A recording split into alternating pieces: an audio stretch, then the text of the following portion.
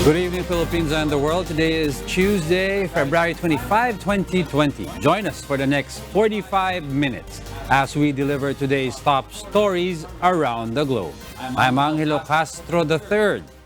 We are also seen in 1,935 satellite monitoring centers nationwide and live via streaming worldwide through UNTV News and Rescue Facebook account and UNTVweb.com. I am Rosa Licol sitting in for William Theo. And here are the headlines. More than 400 Filipinos who tested negative for coronavirus infection have finally left the Diamond Princess cruise ship docked in Japan, where they have been stuck for 3 weeks. Filipinos in Daegu, South Korea brave risks of COVID-19 infection as the city mayor cites critical moment in virus control.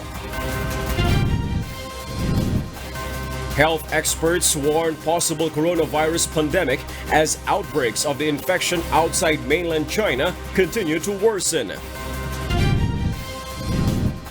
A law expert says the issuance of a provisional franchise for a corporation to operate in spite of its expired franchise is against the Constitution.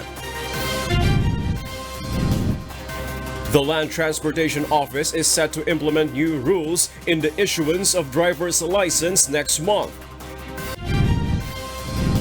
What Kobe Bryant was to me was the inspiration that someone truly cared about the way I played the game or the way that he wanted to play the game.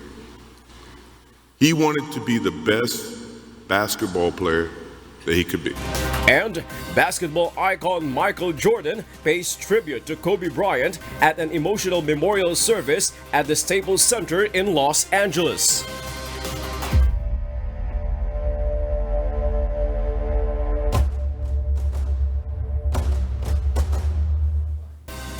The number of Filipinos on the Diamond Princess cruise ship in Japan who tested positive for the coronavirus disease rises to 80.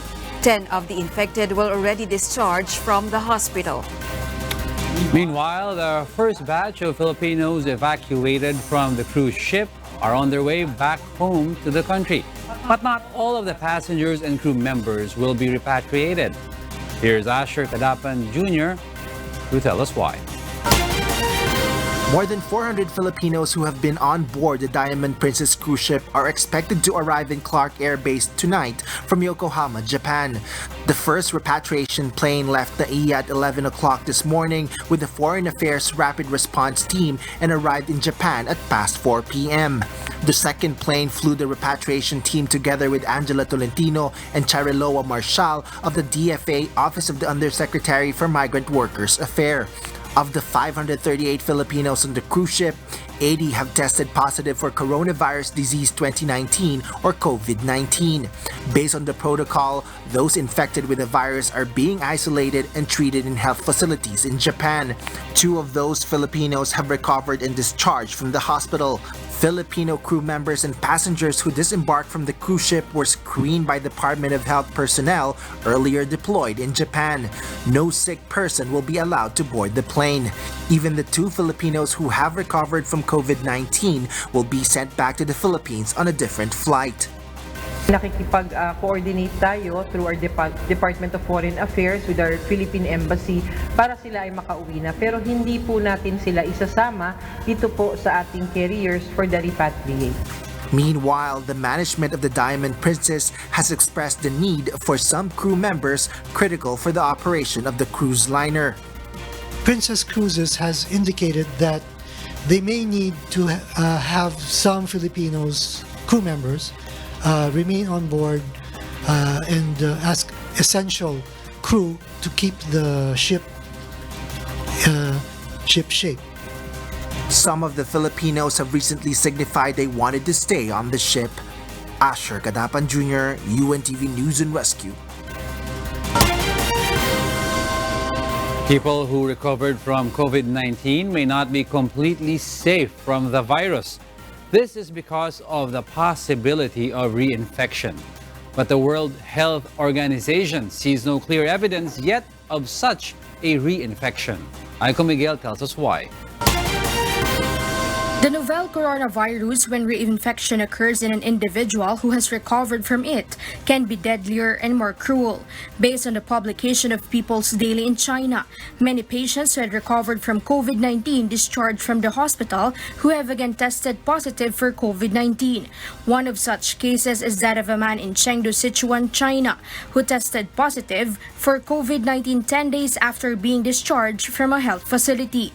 According to the report, there are also great chances that someone reinfected of COVID-19 could have a heart attack because drugs used for COVID-19 treatment destroy heart muscles.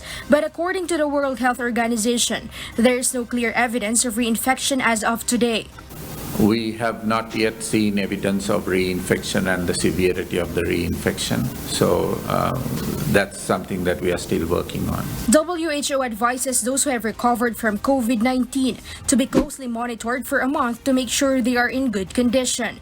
Even the repatriates from Wuhan City, who completed their 14-day quarantine last Saturday in New Clark City, will remain closely monitored by health authorities.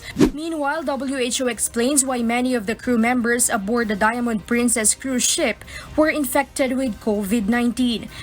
More recently, what we have seen is an increase in the number of positives among the crew who were actually servicing those passengers. So the quarantine measures have been quite successful for the passengers, but in the last few days we've seen increased number of cases among the crew who are actually servicing the passengers in that limited on aboard the cruise ship. Amid the danger of COVID-19 transmission, the crew members of the cruise liner could not refuse working in order to serve the passengers and maintain the ship's operation. That's something that's already happened, right? We can't roll it back now. Aiko Miguel, UNTV News and Rescue, Manila. South Korea has seen by far the highest numbers of coronavirus cases outside of China. Within a week, confirmed cases jumped from a few dozen to more than 800. The country had seemed well prepared, and so the skyrocketing numbers have many asking how this happened and whether a similar sudden outbreak could happen elsewhere. Amiel Pascual has the story. South Korea's Daegu City is at a critical moment to control the novel coronavirus pneumonia outbreak. As of today, the number of infected patients in South Korea totaled 893. Of the new 60 cases reported, 16 were in the southeastern city of Daegu, where the church is located, and 33 from nearby North Gyeongsang province. Health authorities said they plan to test potentially more than 200,000 members of the Shincheonju Church, which they say is the epicenter of the outbreak. 893명이며 Shincheonji agreed late last night to cooperate with the Central Headquarters for Disaster and Safety Measures and provide a full list of names and contact information of all its followers. The headquarters convinced Shincheonji that cooperation is necessary to protect the safety and lives of its own followers and the people. 생명보호와 안전을 위해 South Korean health officials believe that a 61-year-old member of the sect, who last week tested positive for the virus, was among the first to be infected and is now at the center of their investigation. The female patient initially refused to be transferred to a hospital to be tested and is known to have attended several church gatherings before testing positive. Authorities say members likely infected one another and then found out around the country apparently undetected. 오늘 오전 10시를 기준으로 We recognize that the spread of infection inside community has begun in some limited regions, and we believe that Daegu and North Gyeongsang province are in a special situation. 일부 제한된 지역에서부터 지역사회 감염 전파가 시작되었고 Meanwhile, Filipinos in Daegu expressed concern over the rapid transmission of the disease. Some of them say they have colleagues whose relatives tested positive for COVID-19. Ayun, sinabi po sa amin na ganun na hindi na po muna papapasokin yung panggabi kasi yung anak po nung panjangnim namin, meron na po siyang infected na rin po. Valenton said the epidemic has hugely affected the overall operations in their company. Bali nahati po halos yung pasok namin kasi yung sinusuplayan po China. Konti lang po yung sa ibang bansa. shutdown po yung sa China, kaya wala pong mga overtime at saka mga kumisan. Yung ibang araw wala rin pong pasok. A total of 1,600 Filipinos are working and living in the city. Meanwhile, in South Korea, medics and hospitals have been on standby for weeks. There are briefings from the Center for Disease Control twice a day, where experts have been mapping the source of every infection. There are also text messages alerting residents to confirm cases in their area, telling where they have been and when. Unlike Hong Kong or Singapore, there have been very little panic buying in South Korea until the beginning of the week. Yet when shops in Daegu announced they had new stocks of masks arriving, thousands queued for hours in the hope of getting one. I'm Yel Pascual, UNTV News and Rescue, South Korea. More than 220 coronavirus cases had been confirmed in Italy. The figures show that Italy had the highest number of coronavirus cases outside Asia. The Italian government has sealed off more than 10 towns linked to virus hotspots in the country and banned public gatherings. Nina Armilio tells us why. A seventh person infected with the coronavirus has died in Italy as the government battled to contain Europe's worst outbreak of the illness. More than 220 people have come down with the virus since Friday, latest data showed, the vast majority of them in the wealthy regions of Lombardy and Veneto. Authorities across northern Italy have shut schools, universities, museums, and cinemas for at least a week, and banned public gatherings, including the famed Venice Carnival. 10 towns in Lombardy, close to Italy's financial capital Milan, with a combined population of nearly 50,000, have been placed under effective quarantine, with similar measures in place for a small town in neighboring Veneto. Analysts warned that the outbreak, which is centered on the country's industrial and financial heartlands, could shunt Italy's fragile economy into its fourth recession in 12 years. We stress that for the moment, WHO has not advised imposing restrictions on either travel or trade. There are at the moment varying measures implemented across member states, and this has been over the last few weeks. For us, it is important that any measures taken are coordinated, and we find a common and aligned position for the EU. Local authorities announced 3 new deaths on Monday, 2 men in their 80s and a woman suffering from cancer. The 3 previous fatalities recorded since Friday were all elderly, and most of the dead had underlying health problems. Lombardy remained the worst-hit region with some 172 confirmed cases, while neighboring Veneto had 32 infections, including 2 in Venice, which had been packed with tourists for the carnival season. Officials said 23 people were in intensive care, while almost 100 were being taken care of in their own homes, with some of them showing few or no outward symptoms. Milan, a city of 1.3 million people, was much quieter than normal for a Monday morning. Trials were cancelled, some supermarket shelves were empty, and even the city's imposing Gothic cathedral closed its doors, disappointing tourists. Nina Armilio, UNTV News and Rescue. Multiple outbreaks of the novel coronavirus outside of mainland China have continued to worsen. As experts warn, we may be approaching pandemic levels. Kat Dumaraos details why. The World Health Organization has said the world should do more to prepare for a possible coronavirus pandemic. The WHO said it was too early to call the outbreak a pandemic, but countries should be in a phase of preparedness.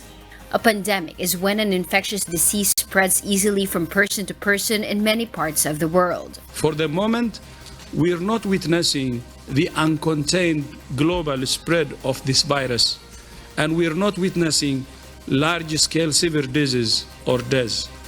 Does this virus have pandemic potential? Absolutely, it has. Are we there yet? From our assessment, not yet. More cases of the virus, which causes respiratory disease COVID-19, continue to emerge, with outbreaks in South Korea, Italy, and Iran causing concern. However, most infections are in China, the original source of the virus, where more than 77,000 people have the disease and over 2,600 have died. More than 2,000 cases have been confirmed in about 30 other countries, and there have been more than 20 deaths. Italy reported 4 more deaths on Monday, raising the total there to 7. Worldwide stock markets saw sharp falls because of concerns about the economic impact of the virus. The sudden increase in new cases is certainly very concerning. I have spoken consistently about the need for facts, not fear. Using the word pandemic now does not fit the facts, but it may certainly cause fear. This is not the time to focus on what word we use. That will not prevent a single infection today or save a single life today. This is a time for all countries, communities, families, and individuals to focus on preparing. China said it would postpone the annual meeting of the National People's Congress next month to continue the efforts against the coronavirus. The body, which approves decisions made by the Communist Party, has met every year since 1978. Kat Dumaraos, UNTV News and Rescue.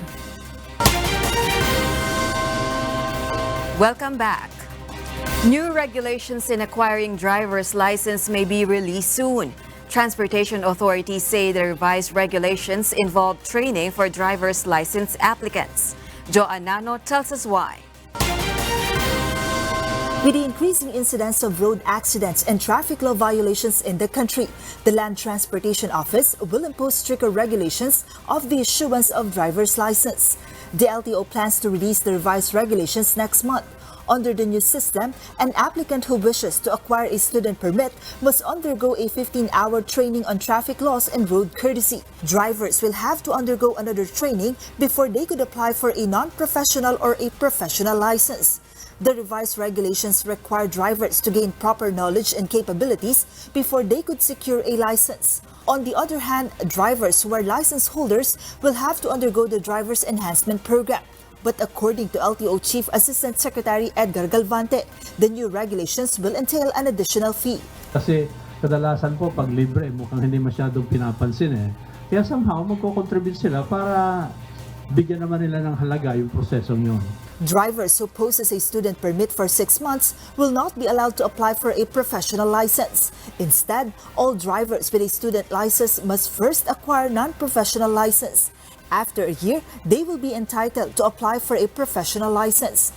LTO officials reiterate they do not want to burden drivers with the new regulations. Pero gusto po nating emphasize na pagdadrive po ay pribilehyo. Kung hindi po sila nakakatugon do sa requirement, hindi po sila dapat bigyan ng lisensya. Meanwhile, Transportation Secretary Arthur Tugade has ordered to translate the examinations for driver's license application into different dialects. This move is to assure that exam takers fully understand the laws and regulations in driving a vehicle. Pinapatranslate ko into local dialects and local languages yung eksaminasyon. Kasi ang pananaw namin dyan, yung mga nag-examine, baka naman hindi gama yung English saka Tagalog. Kaya linalagay sa mga local dialects and local languages. Joanne Aro, UNTV News and Rescue, Pasay City. There is no clear basis in the Philippine laws to describe the present state of ABS-CBN. The National Telecommunications Commission may use equity so the station could continue to operate as the Congress continues to hear the renewal of its franchise. Vincent Arboleda will tell us why. Several facts were presented by the Department of Justice Secretary Minardo Guevara during the Senate hearing on ABS-CBN Corporation's franchise on Monday. Among those facts is that in the absence of a specific law defining the state of an entity when its franchise expires while Congress continues to hear its application for franchise renewal, equity can be used to fill the gap. Equity is the principle by which substantial justice may be attained in cases where the prescribed or customary forms of ordinary law are inadequate. And that is a citation from Enrile versus Sandigan Bayan, citing Reyes versus Lim, a 2003 case. The Justice Secretary said equity is the just or rightful way of dealing with issues in the absence of a specific law. Yesterday, Senator Grace Poe presented 9 instances where the National Telecommunications Commission allowed the operation of networks despite their franchise already lapsed, while the Congress continues to hear their franchise renewal. Some of these were GMA, TV5, CBCP, Smart Communications, and Globe Innov. Guevara also recommended for Congress to release a concurrent resolution ordering the National Telecommunications Commission to give provisional authority to ABS-CBN while Congress hears its franchise renewal. Justice Secretary Guevara said that by virtue of the 1987 Philippine Constitution, the Congress has the power to execute such measures. The grant of a franchise is an exercise of sovereign power, and under our Constitution, that power is vested in the Congress. By necessary implication, such power of Congress also includes the power to prescribe the rights of a franchisee applicant pending final determination of the renewal of its franchise by the Congress. With the advice from the Justice Secretary, should the franchise of ABS-CBN expire, the NTC can issue a provisional franchise to ABS-CBN. We can let ABS-CBN continue to broadcast, but mas maganda po kasi kung meron din, sir. Of course. Because magkakaroon po kasi ng question, what is the basis for us to issue such a provisional authority? According to Guevara, if the NTC allows other companies to operate despite their franchise lapsing while renewal of the same is being heard in the Congress, it is equitable and rightful for it to also be applied to the case of ABS-CBN. Vincent Arboleda, UNTV News and Rescue, Caloocan City. ABS-CBN Corporation insists it is fully compliant with labor laws, but its employees are now uncertain about their employment. Rosalie Cos details why. Around 11,000 employees are worried about their jobs due to a possible non-renewal of the franchise of the biggest and oldest broadcast network in the country, the ABS-CBN Corporation. Of this number, 6,700 are regular employees, while the rest are project employees, independent contractors, and content creators. All of them receive the rightful benefits for every employee, including actors, directors, writers, and other workers. ABS-CBN denies that they practice end-of-contract or endo employment. The giant network also maintains it is fully compliant with the Department of Labor and Employment or DOLE's General Labor Standards, Occupational Safety and Health, and Security of Tenure. A few weeks ago, we received clearance from the DOLE that we're fully compliant in all of these areas, Your Honor. If ABS-CBN stops operating, its employees are unsure if they can still find jobs in other companies. Umunlad po ang buhay ko, ng pamilya ko, at lahat ng mga miyembro dahil po sa ABS-CBN. Kaya po nangangamban lahat na kung sakaling hindi mabibigyan ng prangkisa ang ABS. Sa tingin ko kasi even yung ibang istasyon po ay puno na rin po ng mga manggagawa. Sa tingin ko, mahirapan na rin pong kaming kumuha ng trabaho sa ibang kumpanya. Meanwhile, according to Senator Bongo, President Duterte's former special aide but still frequently seen with the chief executive, he will take a step for the benefit of ABS-CBN workers. I will appeal to the President for the simple reason na ayaw ko na may mawalan ng trabaho. Rosalie Cos, UNTV News and Rescue. The Makati City Police is looking into the operations of establishments in the city that allegedly offer special menus and extra services to their clients. Bernard Dadis reports why.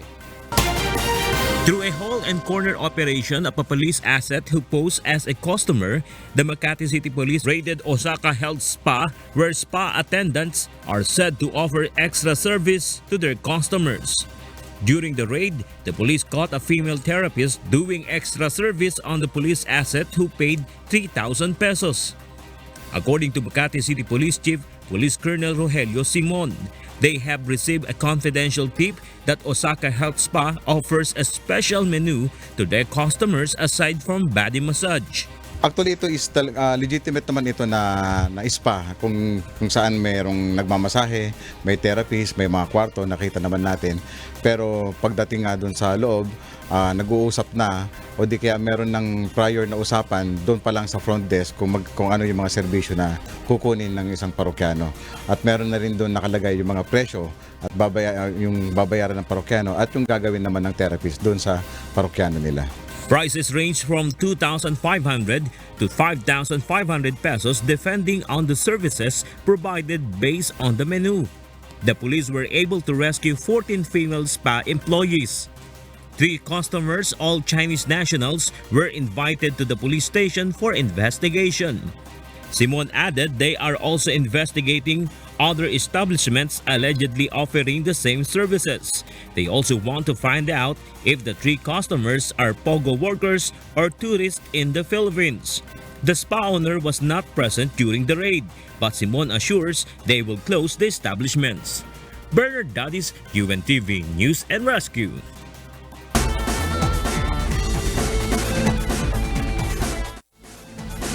Los Angeles came to a stop to publicly memorialize Kobe and Gianna Bryant at the Staples Center over the course of a 2-hour celebration of life.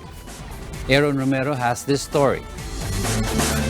Thousands of fans on Monday poured into the Staples Center to remember the lives of late NBA star Kobe Bryant, his daughter Gianna, and 7 others killed in a helicopter crash last month in an emotional ceremony that spoke to the legendary Lakers' outsized impact on Los Angeles, the basketball world, and the culture at large. His wife, Vanessa, spoke publicly for the first time since her husband and daughter's death. She fought back tears when speaking about the loss of her young daughter. Kobe, I won't be able to tell her how gorgeous she looks on her wedding day. I'll never get to see my baby girl walk down the aisle, have a father-daughter dance with her daddy, dance on the dance floor with me, or have babies of her own. She also remembered Kobe, who she was married to for 20 years. God knew they couldn't be on this earth without each other. He had to bring them home to heaven together. Babe, you take care of our Gigi. And I got Nani, Bibi, and Coco. We're still the best team.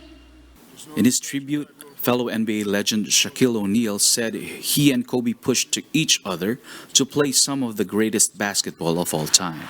The day Kobe gave my respect was the guys were complaining. Said, Shaq, Kobe's not passing the ball. I said, I'll talk to him. I said, Kobe, there's no I in team. And Kobe said, I know, but there's an in me in that motherfucker. Kobe and Shaq were teammates on the Los Angeles Lakers from 1996 to 2004. Together, they won 3 straight NBA championships in 2000, 2001, and 2002. NBA legend Michael Jordan eulogized Kobe, saying he was like a little brother to him. Kobe spent the majority of his career studying Jordan, hoping to one day become the best basketball player of all time. What Kobe Bryant was to me was the inspiration that someone truly cared about the way I played the game or the way that he wanted to play the game. He wanted to be the best basketball player that he could be.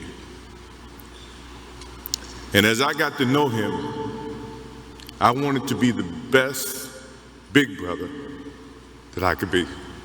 The sold-out public memorial included performances from Beyoncé, Alicia Keys, and Christina Aguilera. The Lakers said proceeds from the ticket sales would be donated to the Mamba and Mambasita Sports Foundation. Bryant, 41, and the others were killed on January 26 in a crash in Calabasas, California, while en route to a youth basketball tournament at which Kobe was planning to coach his daughter and her teammates. Vanessa Bryant filed a wrongful death lawsuit against the operator of the helicopter. The pilot was one of those killed in the accident. Aaron Romero, UNTV News and Rescue, USA. Y News continues. The EDSA People Power Revolution is commemorated today, but a big difference of its 34th anniversary is the way it was celebrated. Ray Pelayo tells us why. This has been the scene during the celebration of the EDSA People Power Revolution in the past years. EDSA, the busiest thoroughfare in Metro Manila, is usually closed to traffic, at least the northbound lane, to perform the reenactment of the so-called salubong. But during the 34th anniversary of the People Power Revolution today, only the traffic law enforcers and police officers manned the road to maintain the flow of vehicles, while a simple program was performed at the People Power Monument in White Plains, Quezon City. Based on the estimate of the Philippine National Police, around 1,000 individuals participated in the event, mostly government employees. There were also a handful of incumbent government officials. Nakakalungkot dahil unang-una, 34 years ago, itong kahabaan ng EDSA punong-puno ng tao na handang mamatay para sa demokrasya ng ating bansa. Presidential Advisor on Entrepreneurship, who is also the Vice Chair of the EDSA People Power Commission, Commissioner Joey Concepcion, said they plan to make the occasion more glorious next year for the 35th celebration. One of the challenges now, he said, is how to engage the younger generation in the spirit of people power. A lot of Filipinos still remember it, but many of our younger generation seem not to be part of this whole event. And that's a challenge because many of them have not experienced what our generation went through. Government officials are one in believing that democracy still prevails in the Filipino nation until today. Democracy is when we free everybody from poverty, and that's the real challenge that we face. Pag walang democracy, di walang interview. Pag walang interview, di walang freedom of the press. On February 22 to February 25, 1986, thousands of people flocked to EDSA to oust then Philippine President Ferdinand Marcos. It was considered a success when Cory Aquino replaced Marcos and became first woman to take office as the President of the Philippines. Ray Pelayo, UNTV, News and Rescue, Quezon City. President Rodrigo Duterte appeals to the public to rise above petty political differences to ensure that the legacy of EDSA will remain relevant in the years ahead. This is the message of the Chief Executive for the 34th anniversary of the People Power Revolution. The President also hopes that the succeeding generations of Filipinos will have the courage, strength, and determination to protect, defend, and preserve the liberties that have been won by EDSA heroes.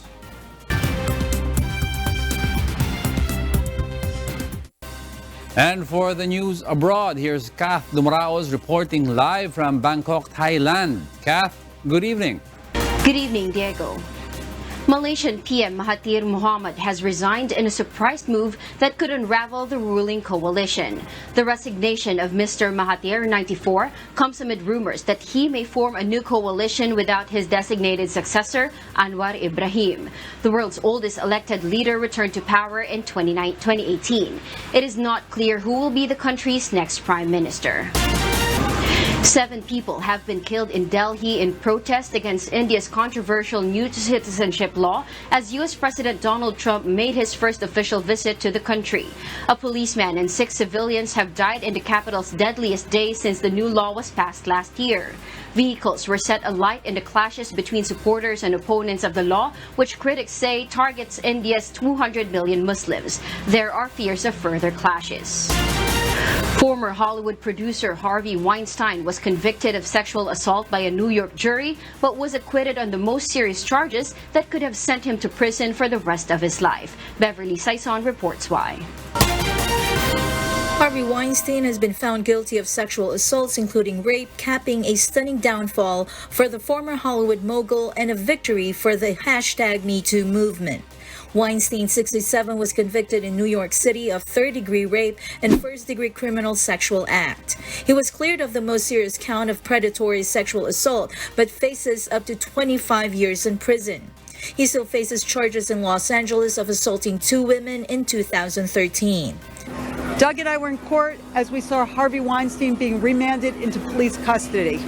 Harvey Weinstein is exactly where he should be now, behind bars. At least 80 women had accused him of sexual misconduct stretching back decades, including actresses Gwyneth Paltrow, Uma Thurman, and Salma Hayek. The allegations were at the center of the #MeToo movement that inspired women to go public with misconduct allegations against powerful men. I could say that right now I'm happy to see that those years that I lost of my life are getting back. The movie executive once enjoyed phenomenal success with Oscar winners such as Pulp Fiction, Good Will Hunting, The King's Speech, and Shakespeare in Love. Reports say he was taken to New York's Bellevue Hospital suffering from chest pains after the verdict was announced. He was due to be moved to prison on Rikers Island to await sentencing on March 11th. Beverly Saison, UNTV News and Rescue, USA.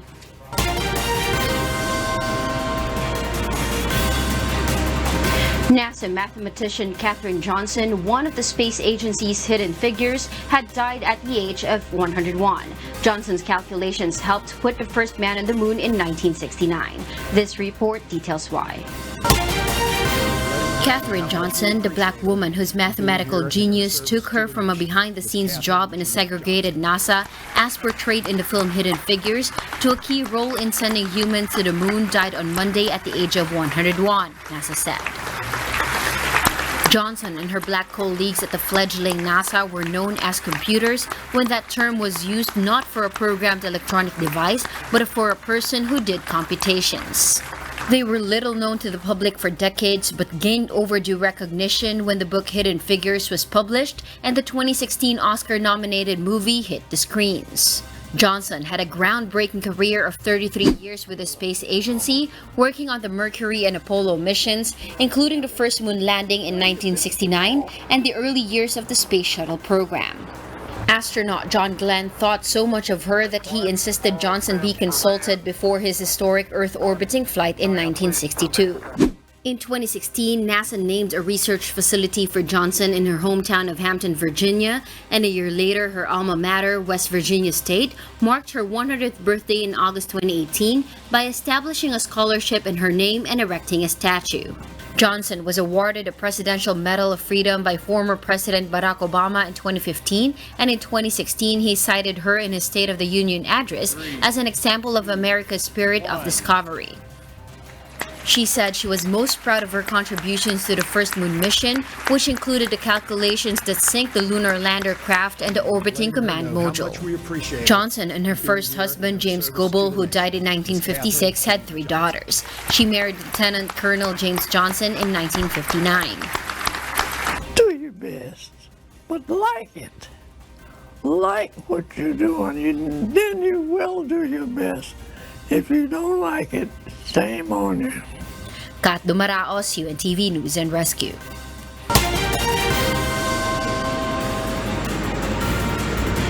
And those are the news from the other parts of the globe. Back to you, Diego. Thank you, Kath Dumaraos, reporting live from Bangkok, Thailand.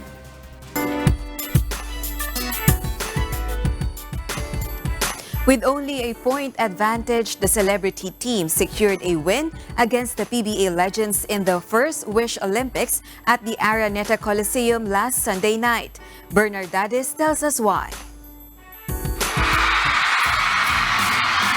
The entire Big Dome crowd roared and cheered to welcome the players at the first ever Wish Olympics basketball exhibition game. Filipino celebrities, PBA legends, and a UNTV Cup selection. In the first quarter, Julius Kasaysayan of UNTV Cup's Agriculture Food Masters and Mariano Flor Mata of the PNP Responders fired away early on to pave the way to a 10-point advantage for Team White. In the second quarter, Alan the Triggerman Kaidik exploded with 4 shots from the Rainbow Countries. The first half ended with a 25-point lead for Team White, 67-42. But coming from the halftime break, Team Red could not be stopped. The celebrities rallied with a 32-7 run in which hip-hop artist Young JV and actor Jordan Herrera made combined 17 points. The last buzzer of the third quarter went off 74-all. In the last quarter, 5 3-point shots in a row went into the ring, coming from the hands of actor Axel Torres to give the red jersey a double-digit advantage. The white team chased the celebrities until PBA legend Chris Calagio made a 3-point shot with only 8.5 seconds remaining in the ball game to edge closer 101-102, still in favor of the red team. The celebrities were not in penalty, so a 4-point play was out of the question. The last ball possession of the ball belonged to the celebrities until the final buzzer went off. Team Red won 102-101. Raver Cruz was the leading scorer for Team Red after 23 points, while Axel Torres and Young JV each scored 17 points. Gerhard Acau contributed 13 points and EJ Falcon 10 points. Nakakatuwa lang kasi different kind of way naman na makatulong. Mag-enjoy lahat ng tao, lahat ng manonood, and then at the same time makakatulong. Ang galing, ang galing. Sabi ni Coach Monfort at saka yung team namin, puso lang. Takbo kami ng takbo, and si Axel caught fire, mga 5 threes. So may kumpiyansa na kami, and then we won the whole day. On the other hand, Alan Kaydik led Team White's offense with 25 points, including 7 trays. Julius Kasaysayan and Chris Calagio each made 12 points, while JJ Helterbrand chipped in 11 points. Wala nung nakapasok sa atin yung virus na corona, medyo nakalimutan na natin yung mga naiiwan di ba? Yung mga nasalanta ng Taal Volcano. So, for us, sa mga players, mga athletes, sa mga actors, we're so blessed na nabigyan ulit kami ng opportunity na makatulong. Siyempre nakakatuwa, honored tayo na part tayo ng charity event ng Wish Olympics. At siyempre, being a legend, gusto natin is makatulong tayo marami. I just want to give a shout out to Wish Olympics and UNTV for organizing such a great cause. Alam naman natin yung nangyari sa Taal is very serious, and to do something like this to benefit the people affected there is such a great cause. For the two teams, everyone is a winner because in their hearts, the real victors are the Filipinos who are continuing to fight toward recovery after a disaster. Bernard Dadis, UNTV News and Rescue, Quezon City.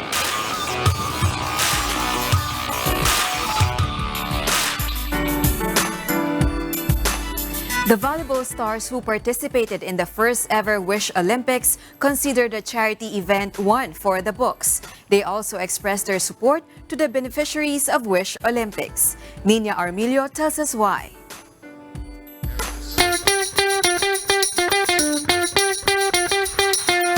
It was indeed a star-studded night at the Wish Olympics, not only because of the performances from various OPM artists, but also for the cream of the crop basketball and volleyball players that gave their best in the thrilling matches on the playing court. Team Orange for the Best of 5 volleyball competition was composed of Heather Ginoo, Ana Gopico, Amanda Villanueva, Casey Da Silva, Erica Alquino, Nicole Tiamson, actress model Gwen Zamora, and music artist Claudia Barreto. Team Black, on the other hand, consisted of Roma Joy Doromal, Chesin Dayan, Kathy Bersola, Sandy De Los Santos, Jem Ferrer, Patchari Senwang, Gretchen Ho, and Mutya ng Pilipinas Tourism International 2018, Aya Fernandez. The Big Dome audience roared even louder when a surprise player entered the court. It was no less than Ate Arlene Razon, the better half of Wish 107.5 CEO Kuya Daniel Razon. Ate Arlene made 4 excellent receives and 3 excellent digs in sets 4 and 5 according to official tally.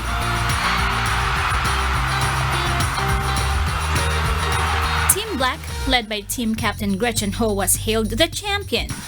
The Fab 5 member is also the host of the Wish Music Awards. Sobrang fun kasi iba naman ngayon mula sa Wish Music Awards. Sports naman.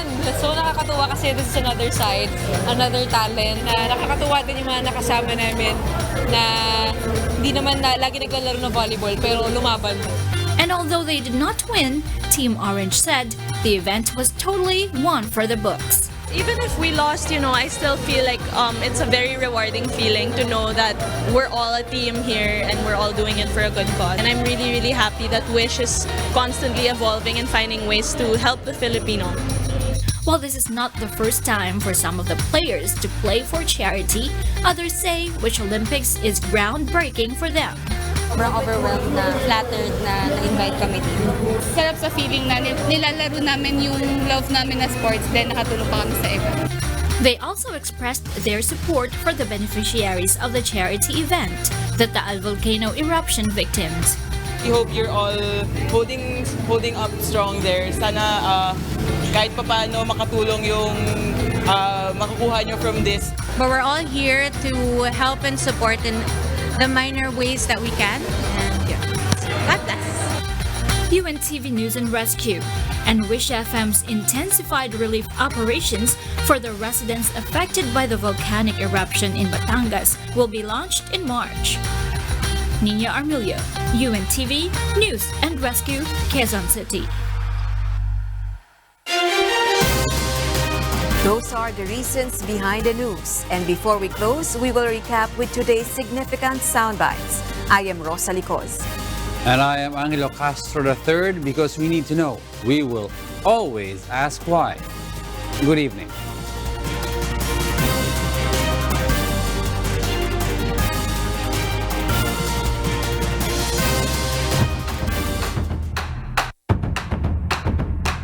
Sinabi po sa amin na ganun, na hindi na po muna papapasokin yung panggabi kasi yung anak po nung panjang nim namin, meron na po siyang infected na rin po. For the moment, we're not witnessing the uncontained global spread of this virus, and we're not witnessing large-scale severe disease or deaths. Does this virus have pandemic potential? Absolutely, it has. Are we there yet? From our assessment, not yet. Gusto po nating emphasize na ang pagdadrive po ay pribilehiyo. Kung hindi po sila nakakatugon do sa requirement, hindi po sila dapat bigyan ng lisensya. A lot of Filipinos still remember it, but many of our younger generation seem not to be part of this whole event. And that's the challenge, because many of them have not experienced what our generation went through. Do your best, but like it.